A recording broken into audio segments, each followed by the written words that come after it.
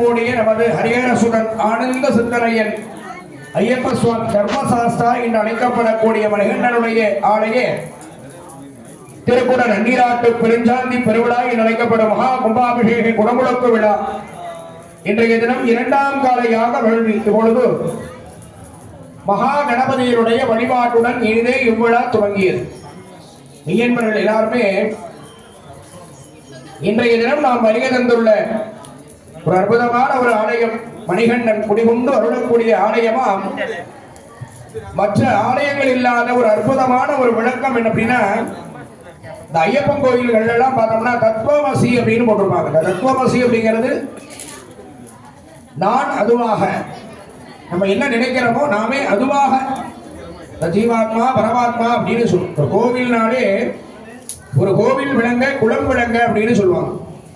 அப்போ ஒரு கோயிலுக்கு வரோம் அப்படின்னா நாம் ஆழ் மனதிலே என்ன நோக்கத்தோடு இந்த பிரார்த்தனை வழிபாடுகளை செய்கின்றோமோ அந்த வழிபாட்டிற்கு ஏற்ப அந்த தெய்வங்களின் திருவருளை பெறுவதற்கான தருணம் இந்த கும்பாபிஷேகம். அப்ப அந்த கும்பாபிஷேகம் குடமுழக்க விழா செய்யப்படும் பொழுது அந்த புனித நீர் கும்பத்திலே எந்த தெய்வத்திற்காக இந்த வேள்வி யாகசாலை நடத்தப்படுகின்றதோ அந்த தெய்வத்திற்கு நாம் கோபுர விமானம் அப்படின்னு சொல்லக்கூடிய பீமருத்ரன். ஒரு கும்பாபிஷேகம்னா இந்த இறை சக்தியை நம்ம எப்படி பார்க்கிறோம்? முதல்ல கோபுரத்துல தான் புனித நீர் ஊற்றுறோம். அப்ப 12 வருடத்திற்கு வரும் வரை குடமுழக்க விழா அப்படின்னு சொல்லுவோம். அப்ப மேல் கோபுரத்திலே குடமுழக்க விழா நடைபெற்று அந்த இறை சக்தி என்ன செய்வோம் அப்படின்னா நேர மூலஸ்தானத்தில் இருக்கக்கூடிய கருவறைக்கு வரும்.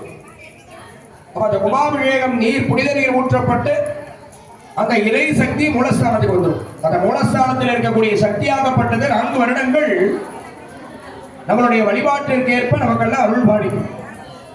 அப்ப அந்த இறை சக்தி 4 வருடங்களோடு சேர்த்து என்ன செய்யும்? ஜலஸ்கம்பம் அப்படின்னு சொல்லக்கூடிய கொடிமரங்கள் இருக்கக்கூடிய ஆலயத்திலே இந்த பலிபீடம்லாம் இருக்கும். அப்போ அடுத்த 4 வருடங்கள் என்ன செய்யும்?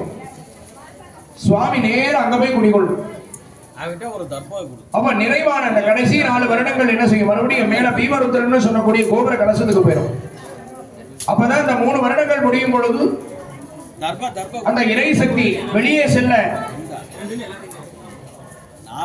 அந்த கோபுர கலசத்தில் உள்ள அந்த இறை சக்தியை அந்த வெளியே செல்ல விடாமல் அதை தக்க வைத்துக் கொள்வதற்கான குடமுழக்க விழா நம்ம என்ன செய்யறோம்?